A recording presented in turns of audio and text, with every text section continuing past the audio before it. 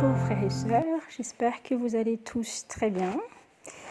La leçon de cette semaine s'intitule L'écriture seule ou Sola Scriptura. Le verset mémorisé se trouve dans Hébreux 4,12 qui dit « Car la parole de Dieu est vivante et efficace et plus tranchante qu'une épée quelconque à deux tranchants, pénétrante jusqu'à partager âme et esprit, jointure et moelle. Elle juge les sentiments et les pensées du cœur. » L'écriture seule, ou sola scriptura, est à la base de la revendication protestante qui a élevé l'écriture comme la seule norme et source décisive de théologie. La sola scriptura implique quelques principes fondamentaux de l'interprétation de la Bible qui sont indispensables pour une bonne compréhension de la parole de Dieu. Et aujourd'hui, nous allons voir un de ces principes qui est l'unité de l'écriture.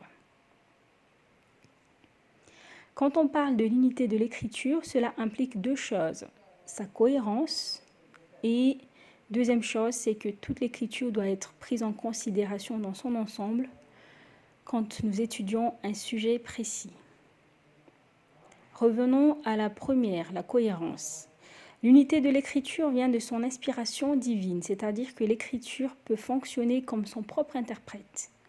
Donc c'est un tout inséparable et cohérent. Il n'y a pas de discorde entre l'Ancien et le Nouveau Testament.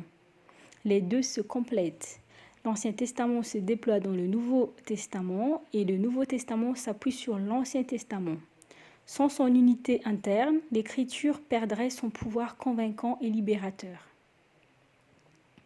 D'ailleurs, Jésus et les écrivains bibliques assumaient complètement l'unité de la Bible. Nous pouvons les constater dans leur pratique courante de citer plusieurs livres de l'Ancien Testament. Jésus, par exemple, citait constamment les paroles du prophète Ésaïe lorsqu'il prêchait. Un autre exemple concret, c'est l'apôtre Paul qui utilise des citations de l'Ecclésiaste ou encore de psaumes dans Romains.